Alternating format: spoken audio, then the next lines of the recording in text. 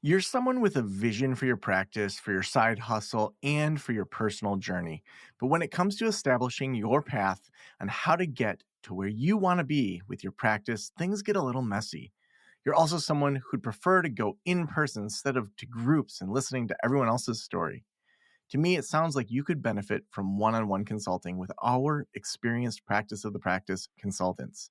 From $5.95 a month and up, you can work with a consultant that will give you more direction and practical, tried and tested tips matched to you and your goals. For more information, visit practiceofthepractice.com/apply. Again, that's practiceofthepractice.com/apply.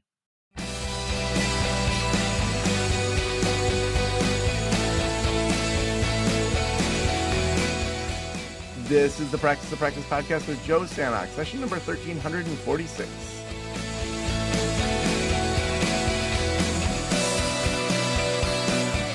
I'm Joe Sanok, your host, and welcome to the Practice of the Practice podcast, where we help you build a thriving private practice that you absolutely love.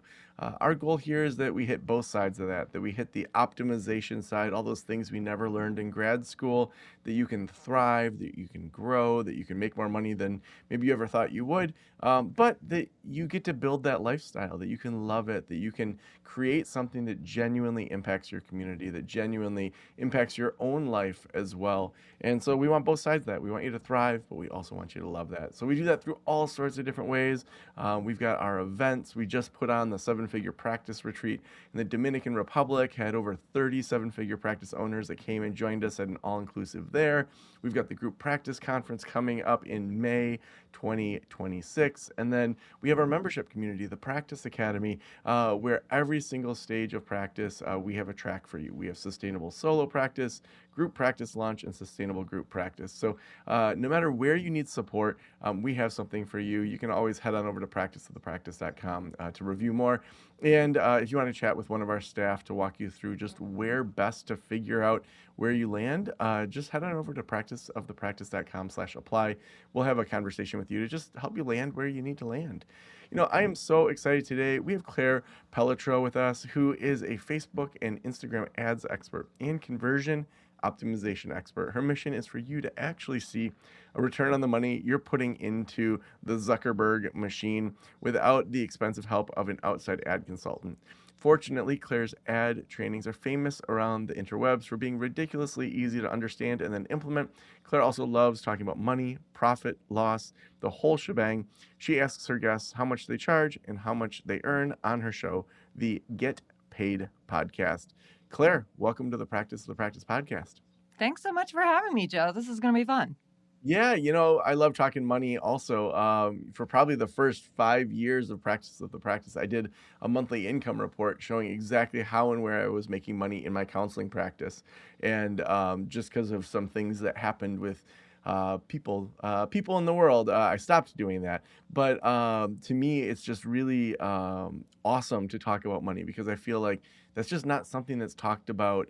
So it's just not talked about in our world. And there's some shame around that. So way to push back on it. I love that. Yeah, no, it's really true.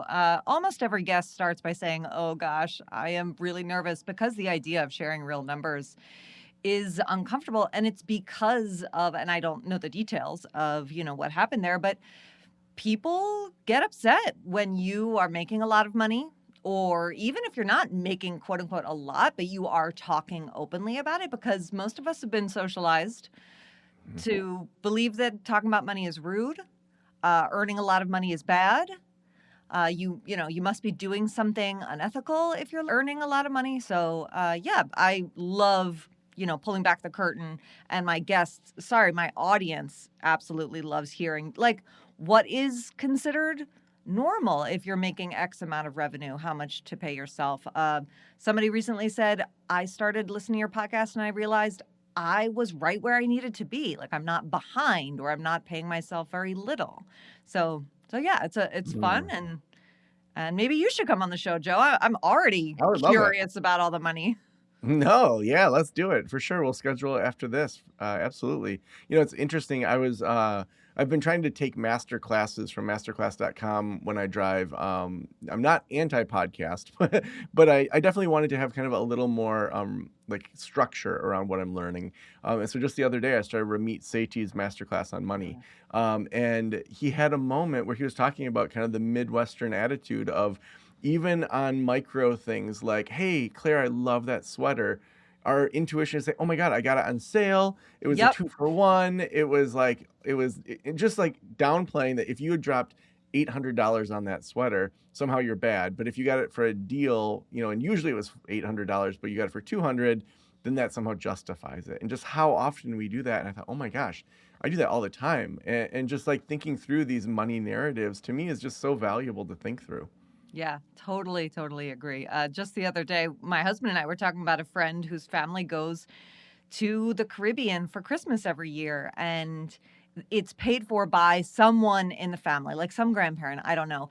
And I said out loud, it must be nice. And then I was like, oh my God, people have said that to me.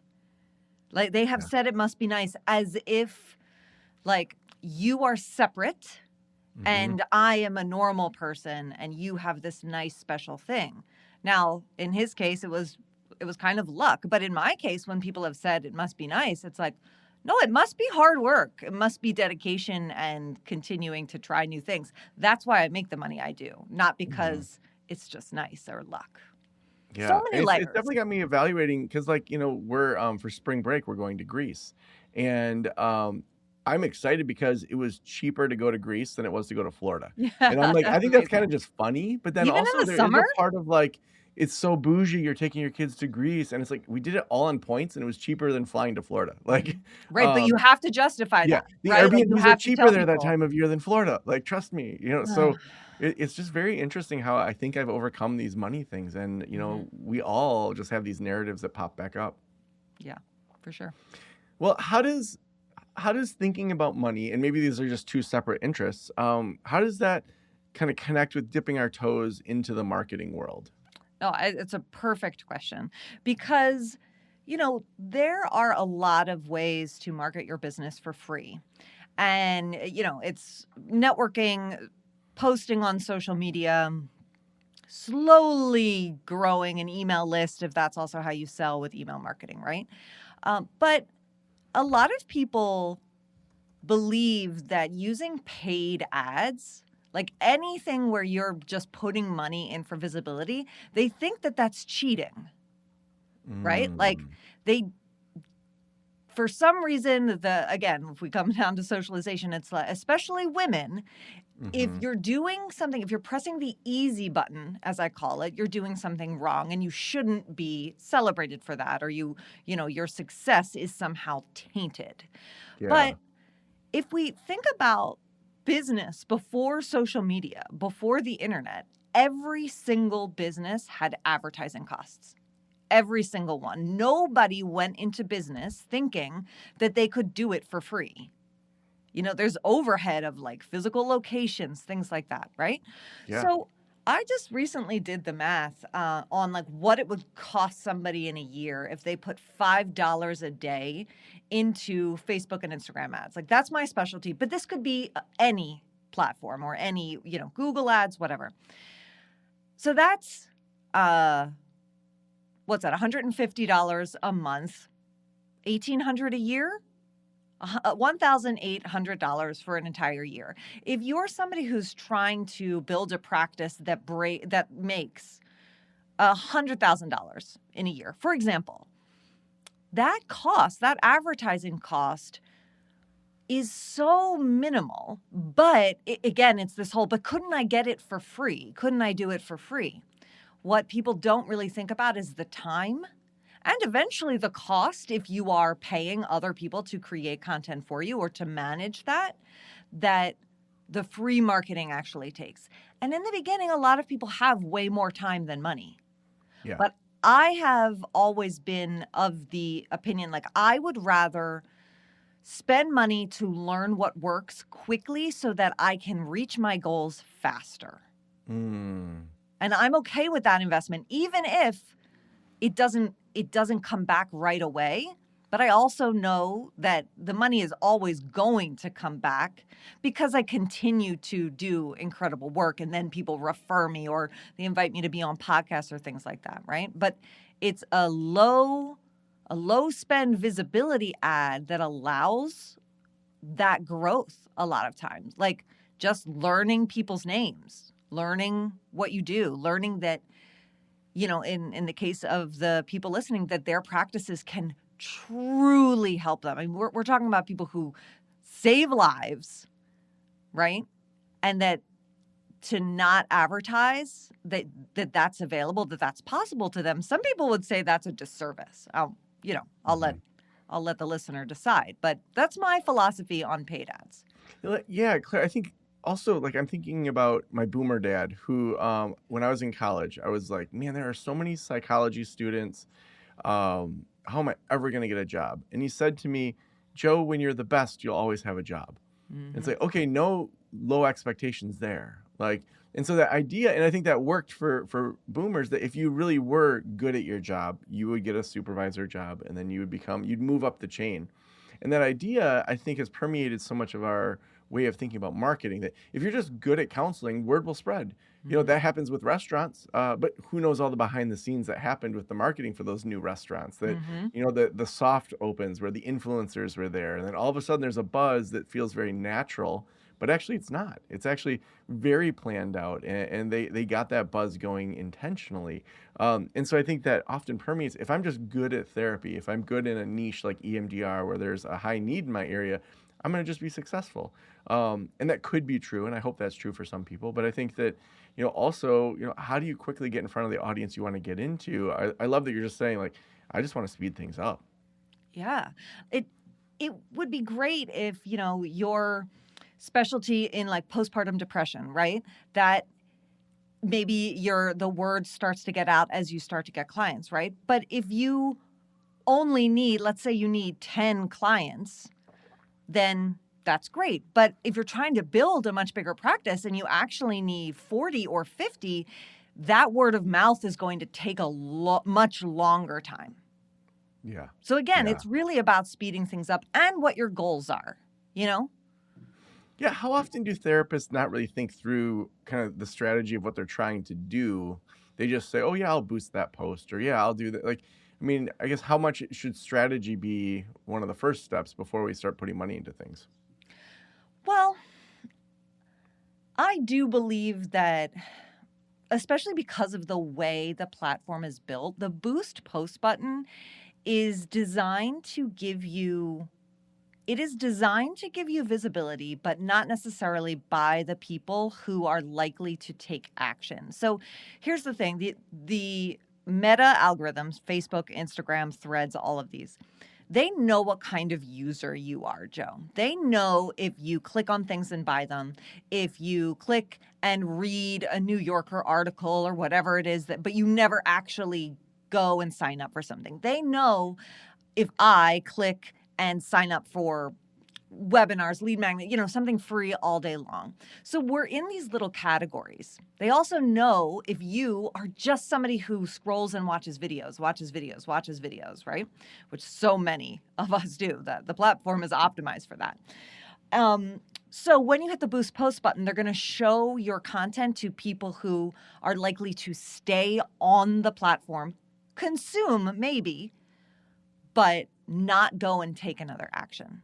So that's why, I mean, if I do think it's better than nothing, okay? I will say, if you're not going to do anything else, $5 a day with some intention about what the post is that you're boosting, not like necessarily day in the life of a therapist, but rather this is who we help.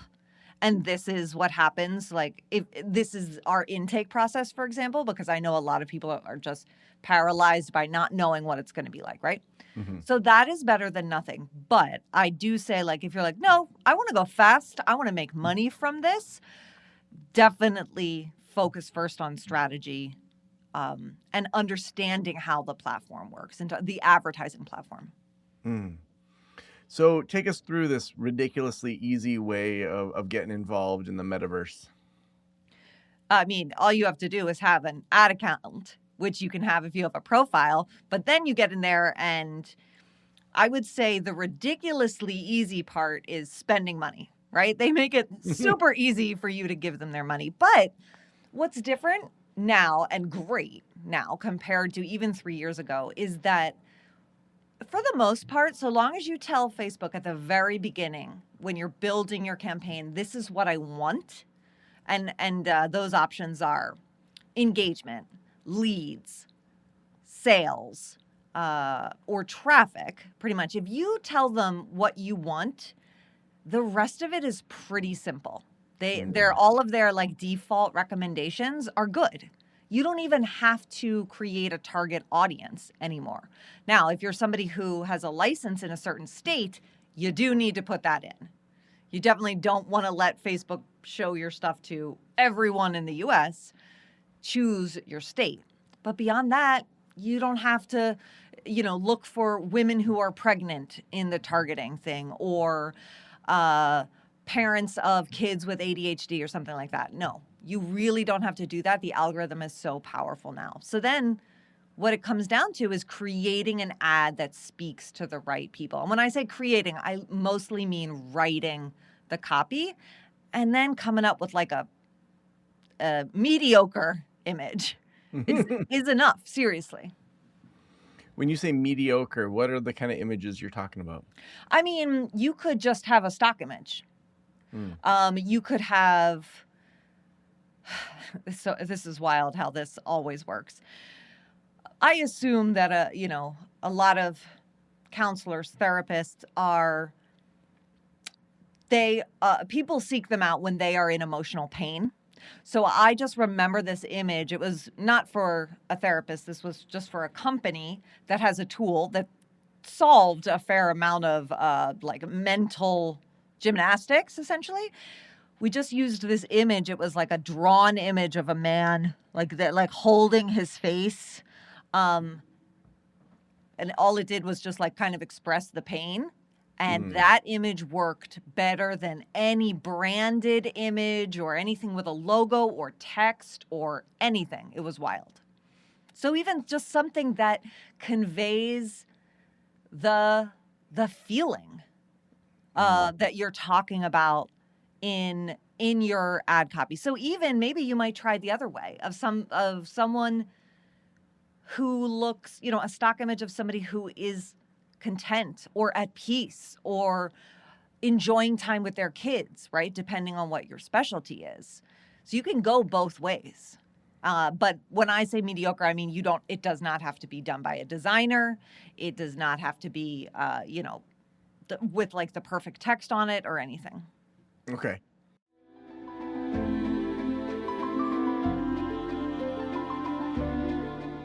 Do you want to expand your private pay caseload? Check out Thrizer. Thrizer helps clients better navigate their out-of-network benefits and takes the entire burden of insurance off of them. That means no more super bills, no more insurance calls, and the best part, no more long reimbursement waits. Chances are you're providing a super bill to your clients. Super bills can be extremely overwhelming and challenging for your clients to navigate, let alone needing to wait months for that reimbursement check. Thrizer provides automatic claim submissions, manages claims end-to-end, and the best part, allows clients to just pay a copay for your session, while Thriver covers the rest of your rate upfront and waits for the reimbursement on your client's behalf. This is called Thrizer Pay and is already helping thousands of clients access therapy without needing to be out hundreds of dollars while waiting for reimbursement. It's the best way to make your services more accessible and increase your private pay caseload, hands down. Use the promo code POP for a free trial. That's POP, Practice of the Practice, POP. You'll receive waived credit card fees for your first $2,500 in charges. Time to thrive with Thrizer. Head over to join.thrizer.com/Joe. Again, that's join.thrizer.com/Joe. And then how important is it to have like the pixels and the tracking, and then having a unique landing page that we are able to follow that whole path from click to scheduling an intake, versus for most of you, like, make it easy. Like, you don't have to make it that hard. Yeah. So I'm going to recommend the Pixel to everyone, right? Because it does come down to being able to have your ads shown to action takers. The Pixel is what tells Facebook if somebody has taken an action or not. Okay.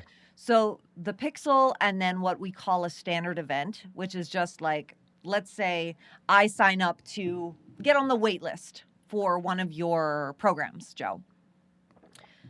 The thank you page for that is where you would put this little event. It's something, you don't go into the code of the page or anything. It's a really simple setup tool. And having this event on that page tells Facebook, okay, this is the page that matters. If people land here, they have converted. Now, if you're going to put thousands and thousands of dollars a month into ads, yes, you should have a unique landing page. But if you're doing $5, $10, even $20 a day, and you're not doing a ton of other marketing, or the marketing you are doing is not getting a ton of traction, then you're going to be fine. You can pretty much assume that when those ads are running, the inquiries you're getting are most likely from the ads. So like for us, we use our /apply page. You even heard me at the beginning talk about that. The thank you for scheduling. So they go in, they fill out the application, it goes to a calendar, they pick when they're going to meet with me, and then it goes to a thank you page.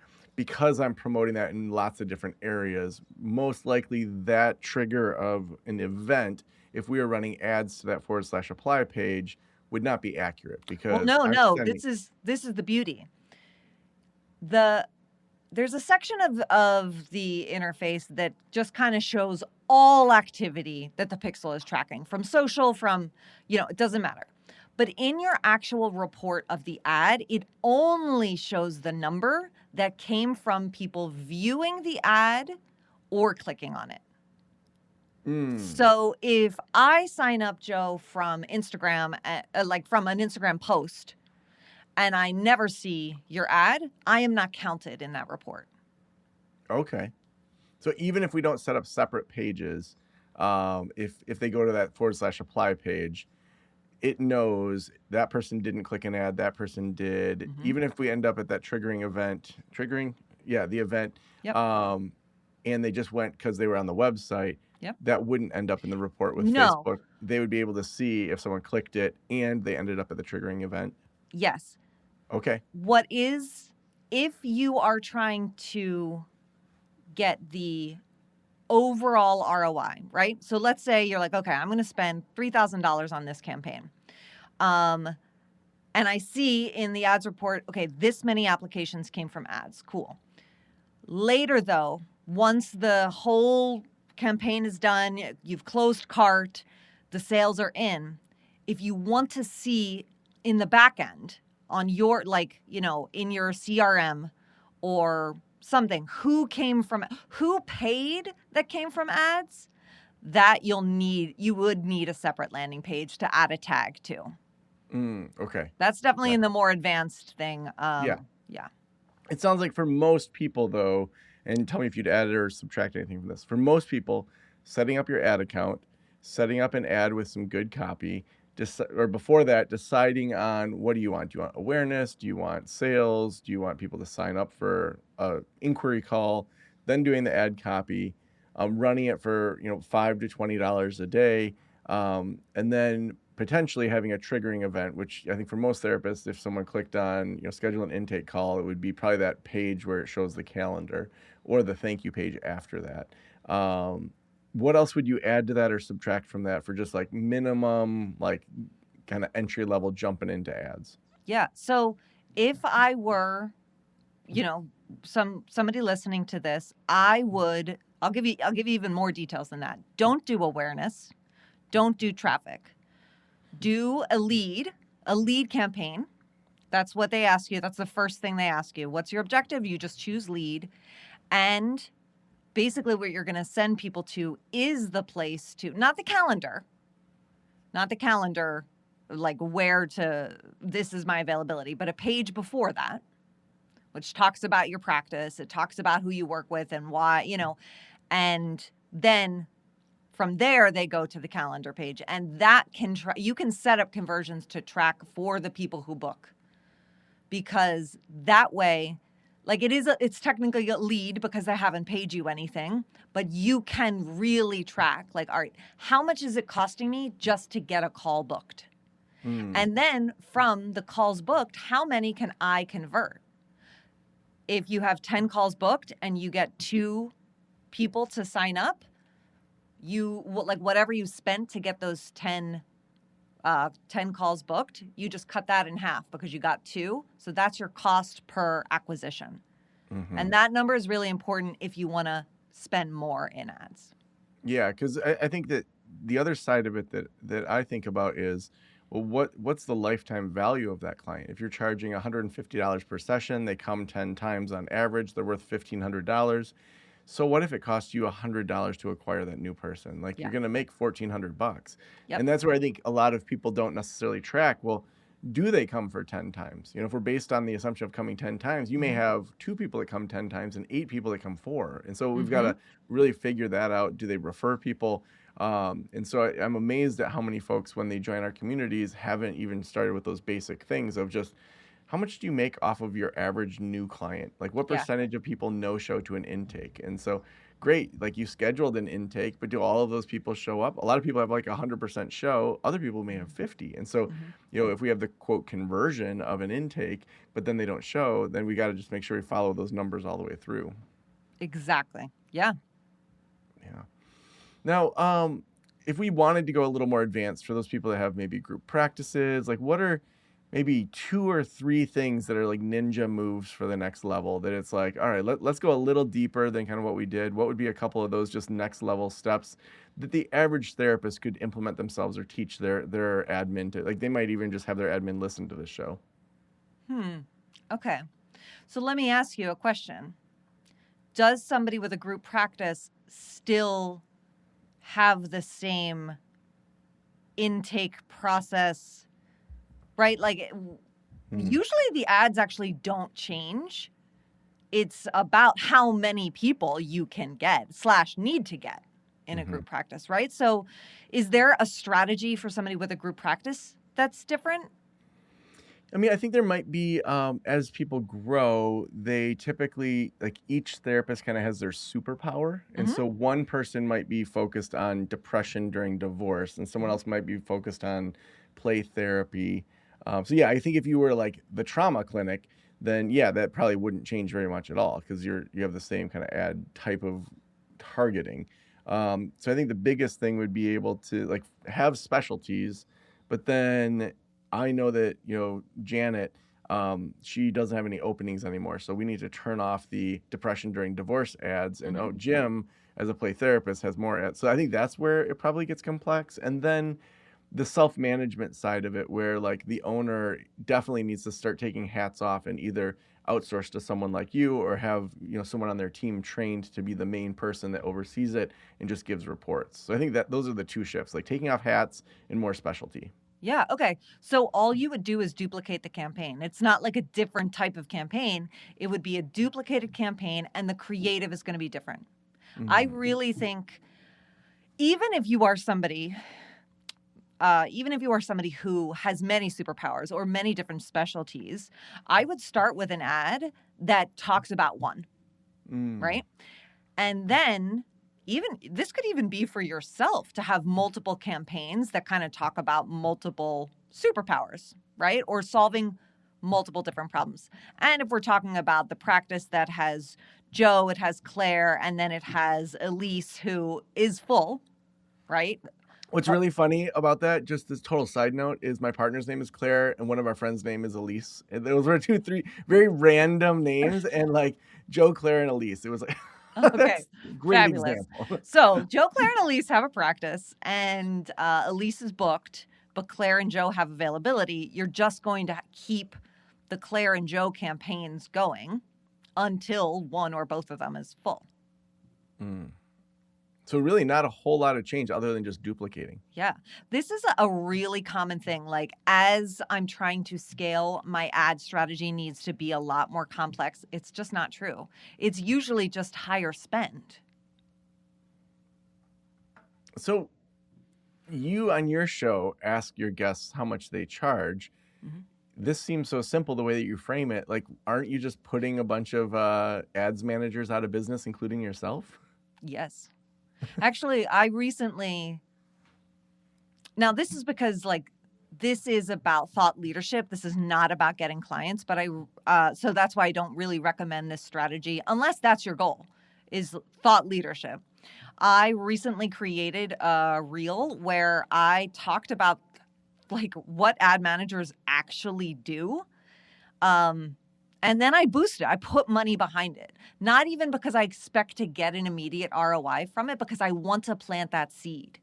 That seed of it'll be faster or better if someone else does it. It will not be faster at all. And it won't be better. It'll be the same because of how simple it has gotten. It used to be that I was a superhero when I was running ads for people. I could turn things around with my ideas and my targeting and my now those options, they're available, but they don't work very well. It's in my client's best interest for them to set it up in the simplest way. And agencies are doing that anyway. So I mean, I wonder if, and maybe you do this, I'm just thinking about even our own team. Like we've had different ads managers that have had lackluster results. And you're right. Like, I mean, I'll make a video for an ad and it won't run for 2 weeks because it's like not internal. If I just, we have a iPhone shared folder that it's like, I record it, put it in there. The team has it. It could be up this afternoon. Yep. But then it's not because of, the external side of it. Like, do you consult with teams to help train them so that internally they can run it on their own? Yeah, I do that in my mastermind. It's like a done with you program. So people are able to save anywhere between like $30,000 and $60,000 a year, which they would pay an agency to get an ad up and running in 2 weeks. And instead, they pay me $15K for a year, and we help them build funnels, run ads. We double check every campaign that gets launched so that, we see, especially if you're still kind of getting used to it, you might be tempted to leave X box checked or, something like that. But because we know the details of our clients' goals, we can just do like a quick check. And so I'm able to have a small team that helps me with that. And I do most of the more like consulting, let's build a funnel. Let's come up with this webinar title. Let's take the same content, but position it differently so that the ads get higher clicks, etc. Wow. Well, Claire, if every private practitioner in the world were listening right now, what would you want them to know? 2 things. 1, your price is always wrong for someone. Yeah, say it again.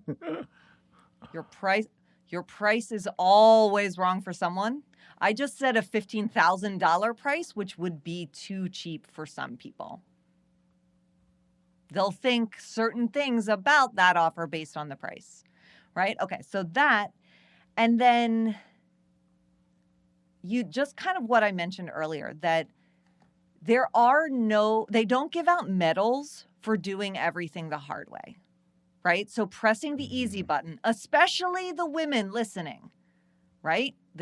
Especially the primary parents, the ones that are getting calls all the time from school or wherever, you deserve to have visibility without you being like tied to your phone or it requiring all this time. Like, just think of if you came up with one great ad that talked about your superpower and it just pulled people in every day and helped them. I mean, gosh, in this industry especially.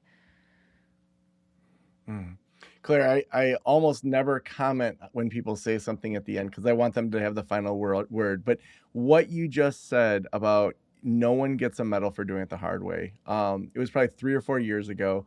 At the time of this recording, my kids are home on a snow day. It's blustery out. I was snow blowing my northern Michigan driveway. It's a weird shape. It should take like 10 minutes, but it doesn't because it's a weird shape. And so it takes like an hour to an hour and a half to blow this snow. And it was the first day of winter where we got the first big snowstorm, and the snowblower, I'm like, screw this. And I now have someone for $35 per plow come and do it. It takes them 2 minutes, and it's like, wow, this guy's making some money.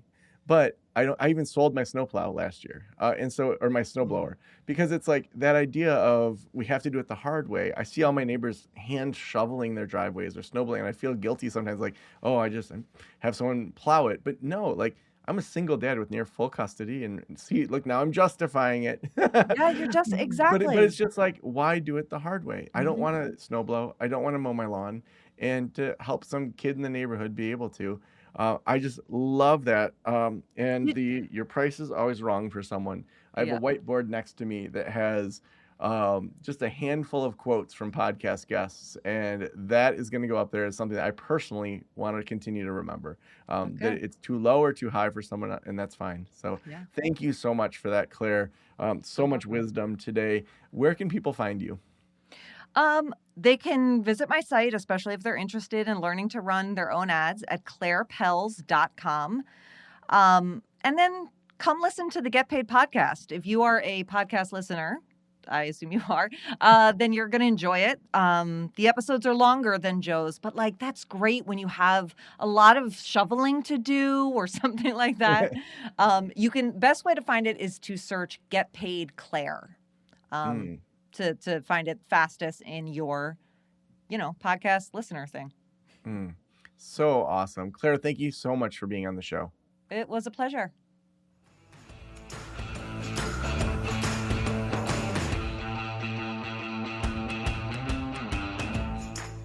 We do this show to go into all the corners, all the puzzle pieces that it takes to run a practice. And what a masterclass today on just the Zuckerberg universe, the metaverse. To be able to say, yeah, what you had to do 3 years ago was you really should hire an ads manager. But for most of you or your assistant or, your head of marketing or maybe your clinical director could take this over and could have this be a robust side of your business that you have that immediate control over. I'm going to have my own team listen to this episode to just evaluate, when our contract is up with our ads manager, do we want to take that over? Do we want to run it ourselves? Is it at the point that we could do that? To just be thoughtful about it. And so Claire's going to probably save us a bunch of money and hopefully have some better results. So if you're looking to be in community with other people that are doing these sorts of things, we bring in experts like Claire into the Practice Academy every single month. We have our full 2026 calendar up over at practiceofthepractice.com/membership. We have 3 live meetings a week, 12 a month, that if you're in sustainable group practice, you get access to all 12.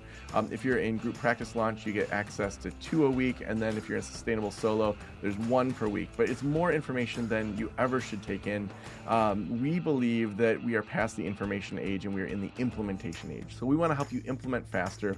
And if you're ready to move faster, head on over to practiceofthepractice.com/membership. You can read all about the Practice Academy. We have some openings right now for you to jump into that. Also, we could not do this show without our amazing sponsors. Today, Thrizer is our sponsor. If you have any out-of-network benefits that you help people with and you're sick of super bills, Thrizer is the way to just make that so much easier for your clients. Clients submit through Thrizer, happens automatically. You get paid. There's a quick turnaround. They handle all of it, and then they work with the insurance company to work on those out-of-network benefits. So it's a wonderful way if you're private pay or if you have a private pay arm to your practice to just make that so much easier and streamlined. All you got to do is head on over to join.thrizer.com/Joe. Again, that's join.thrizer.com/Joe. Thank you so much for letting me into your ears and into your brain. Have a great day. We'll talk to you soon. Special thanks to the band Silence is Sexy for that intro music, and this podcast is designed to provide accurate and authoritative information in regard to the subject matter covered. It is given with the understanding that neither the host, the producers, the publishers, or guests are rendering legal, accounting, clinical, or other professional information. If you want a professional, you should find one.